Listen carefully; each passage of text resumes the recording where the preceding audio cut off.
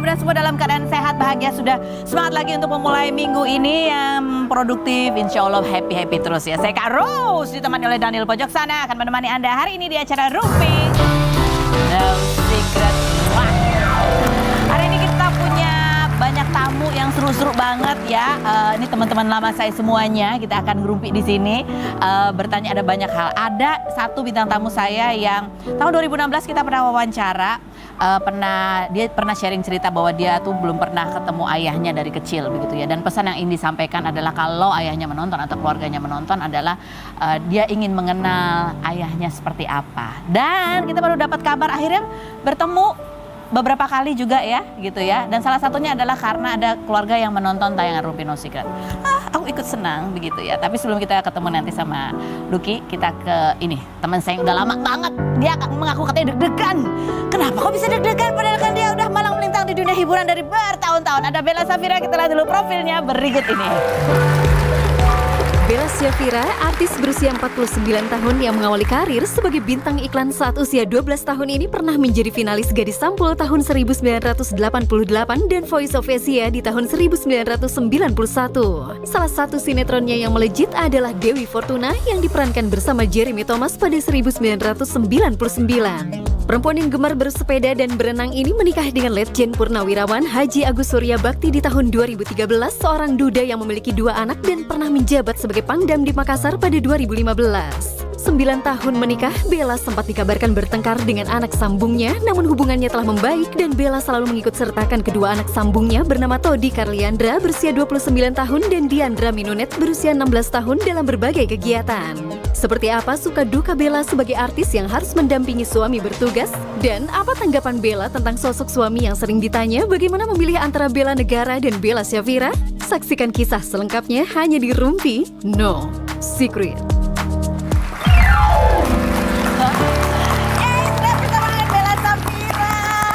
Ya ampun, dulu tuh Bella tuh termasuk dari top berapa ya, top 5 ya artis. Alhamdulillah gitu kan ya, kalau di sinetron tuh stripping tuh salah satunya adalah mukanya Ibu Bella ini ya. Iya. Coba kita Google nih sekarang, apa yang dicari orang Bella Safira dulu. Kita lihat dulu metamorfosanya Bella Safira. Cering. Kita lihat. Tuh ya. Banyak. Ya ampun Ibu, dari yang mulai rambut yang kebob ya, Gadis Sampul. Yang nge-gym kurus. Itu rambutnya masih basah-basah gimana gitu. Hah, SMA? SMA itu yang keriting SMA, itu SMA juga yang sama Desi. Kan dulu dari Gadis Sampul kan ya. Itu SMA, ini udah lulus kuliah ini. Udah lulus kuliah. Ini yang pakai barusan. Baru 2 bulan lalu. Tapi dulu tuh sebenarnya cita-citanya apa sih? Kan ikut Gadis Sampul. Habis itu ikut ajang lomba menyanyi kan? Iya, ikut nyanyi. Voice of Asia. Voice of Asia, iya. Aku dulu cita-cita dari kecil nggak pernah berubah, arsitek. Oke. Iya, Terus aku tahu ya. Kuliahnya tapi ekonomi gimana sih? Kuliah ekonomi. Jadi dulu tuh nggak diterima di ITB. Oh, harus ITB. Harus. Karena saudara-saudaraku tuh bapakku juga lulusan ITB kan. Jadi kayaknya kita tuh kayak udah di stem di keluarga tuh lulusan situlah gitu. Tapi nggak diterima. Terus? Jadi ya udah setahun kita kuliah dulu di kuliah ekonomi itu. Dan pada akhirnya udahlah nggak usah. Nggak usah ya. Karena terus ketemu teman-teman, masih juga jadi model, mulai jadi syuting. nggak pernah ada kebayang mau jadi artis, mau jadi penyanyi? Nggak ada. Itu hanya hobi-hobi aja? Hobi aja. Hobi yang dijalanin kadang-kadang ngumpet-ngumpet sama orang tua ya kan. Gimana ngumpet orang kelihatan di TV?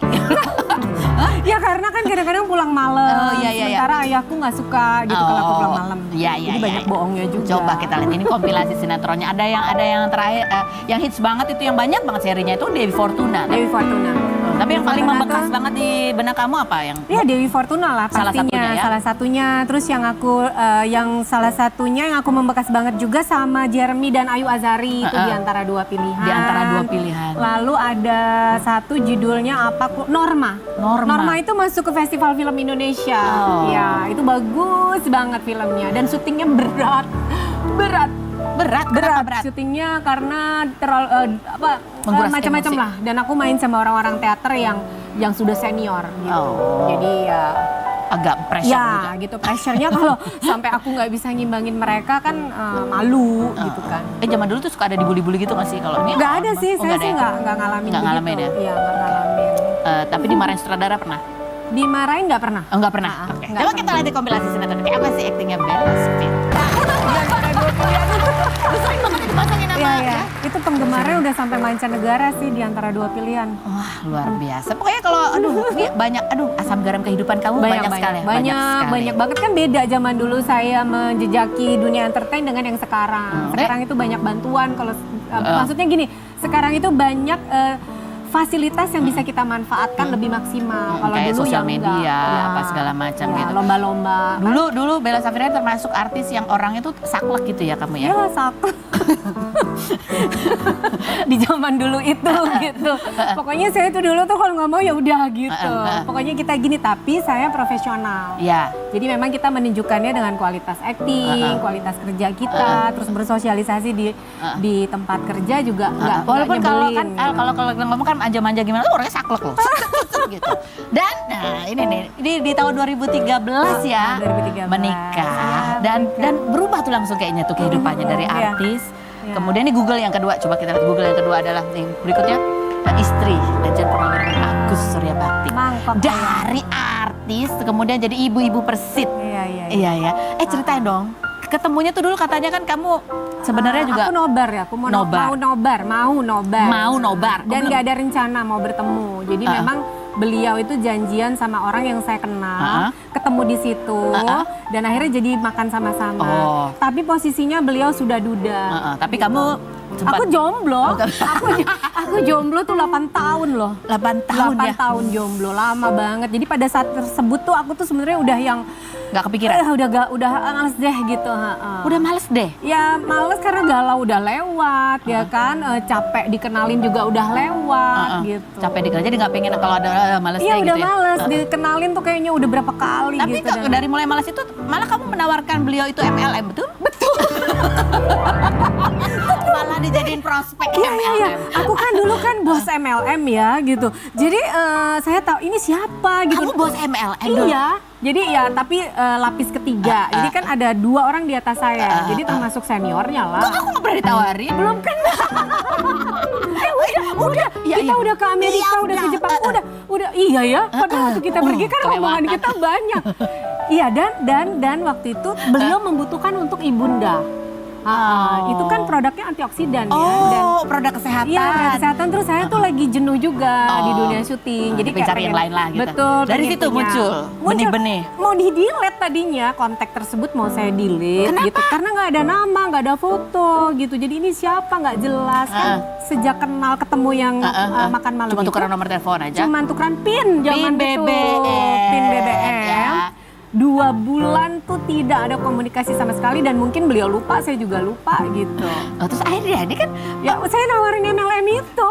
pada saat akhirnya diajak menikah, itu kan Iya, iya. kan ada banyak komitmen yang harus dijalani oleh iya, seorang iya, Bella Safira. Besar. Ya, karena mendampingi seorang suami yang bertugas Betul, satu. betul. Terus ada banyak perbedaan yang harus disatukan. Ya. Itulah perjuanganku. Itulah.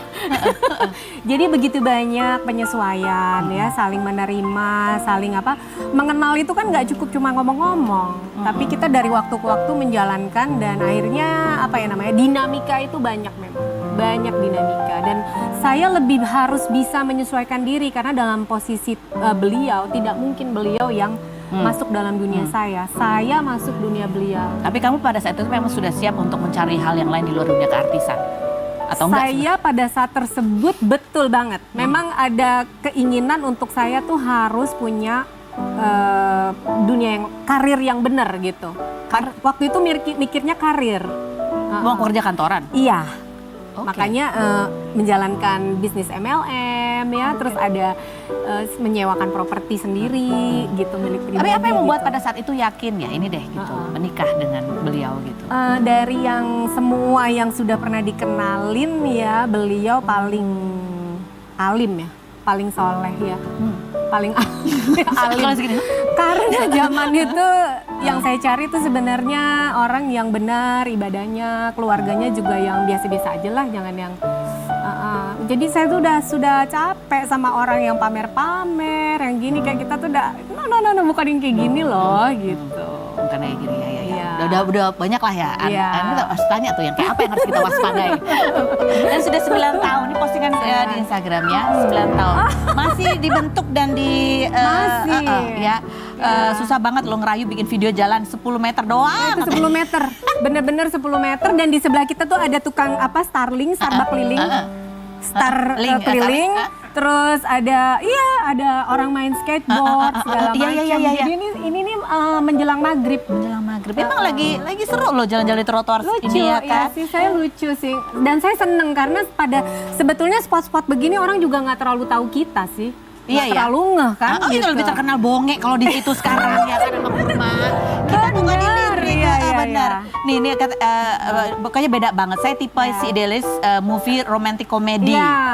Beliau tipe movie full speed action. Pokoknya yang no drama gitu. Gitu. Tapi lucu banget ya kamu romantic comedy. Aku ngebayangin kalau Bapak dengan tugasnya gitu ya. Itu tadi full speed action, no drama. Jadi nggak ada surprise. Memang nggak ada. Ya memang nggak gitu. Jadi kayak misalnya yang kita nonton di sosial media apa segala macam, jadi apa gitu. Enggak. Aku nggak begitu. Jadi langsung action ya. Ya udah langsung ketahuan dilamar, mau menikah. ngapain gitu. Udah ketahuan. Kalau ulang tahun nanti gini itu udah tahu. Gitu. Ya. Ini ngelamarnya dulu gimana? Nggak romantis juga? Nggak ada kata ngelamar ya. Langsung datang aja? Enggak, cuman ya kita nih harus tentukan sikap gitu. Karena kan kita berbeda keimanan kan. Dan saya yang akhirnya memutuskan untuk saya nih yang harus berani merubah gitu. Pertimbangannya adalah? Pertimbangannya ada tentu dari segi pribadi, terus tapi tidak mudah, sangat tidak mudah. Ya. Tapi aku namanya orang niat ya, niat tulus, santai aja, ikhlas gitu. Di saat itu sebenarnya saya tuh sudah kayak orang yang kalau kita bilang tuh, udah nggak ada takutnya deh gitu. Udah jalanin aja. Nggak ada khawatir. Aduh, nanti kalau ini gimana, kalau itu gimana? Nggak ada. Kan kita kan suka kayak kepikiran apalah orang mau prenup, mau ini saya enggak. Sama sekali nggak ada pikiran ke situ. Wow. Jalan yang jadi udah mantep ya. Tulus aja, tulus gitu. Ya Tuhan, tolong saya, bantu saya, kuatkan saya, udah itu aja. Nah, dan ini kemudian juga menjalani mendampingi Bapak bertugas waktu di Makassar juga ya. Ya, lama. Ada video nih ketika menjadi Ibu Persit ya. Tetap loh nyanyi. Betul. Ibu Bella yang suka menyanyi. Tetap ya. Itu seru itu. Jadi emang kalau di dalam organisasi kita ya, salah satu yang sangat menghibur dan ditunggu-tunggu sama ibu-ibu anggota semua tuh kita nyanyi rame-rame, bareng-bareng. Apalagi nyanyinya sama yang loreng-loreng ya di batalion. Batalion kasih itu kan, semangat gitu ya. Ya hampir 1.000 orang ya. Sama kalau ada yang punya istri kan lebih banyak lagi. Itu terasa banget gitu, kayak suasana di stadion nonton bola gimana? Iya, energinya gitu. kan. Iya. Jadi kita mau suara sumbang kayak mau nggak bagus, mau nggak apa, nggak better. Pokoknya kita sama mereka kayak sehati gitu. Bella Safira kok suara sumbang gimana sih, suaranya bagus ya. Ini ada artikelnya juga nih. Artis yang menikah di usia 40 tahun ini salah satunya adalah Bella Safira tadi. Sempat ada ras itu tadi kan. Udahlah gitu kan, kadang suka ditanya di umur segini belum nikah capek gitu. tuh, sampai saya pernah nolak undangan di satu stasiun televisi yang mencari jodoh gitu dia. Dan saya tuh dibujuk-bujuk sampai 3 bulan nggak pernah berhasil membujuk saya. Mereka nggak tahu kalau saat itu saya sudah dekat dengan seseorang. Jadi kayak nggak terima gitu dalam diri saya. Seseorang tuh siapa maksudnya? Ya beliau kan udah deket kan, waktu itu sudah berhubungan lebih intens lah gitu. Jadi diundang stasiun televisi tersebut saya langsung nolak, enggak gitu, nggak tahu aja ya.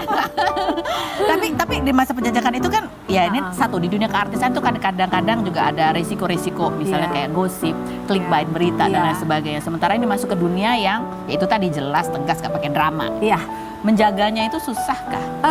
Gini, jadi awal mulanya itu saya tuh naif ya, lebih tepatnya naif gitu. Dan ternyata memang tidak semudah itu di mananya penilaian orang terhadap saya. Jadi banyak penilaian yang apakah dia mampu, apakah dia bisa gitu. Dan mungkin ada kata-kata cerita-cerita miring yang sebetulnya kebenarannya belum tentu benar. Dia kan dulu gini, gitu ya. Gitu, karena cap profesi itu. Dan saya selalu tegas, profesi saya itu profesi yang amat saya banggakan.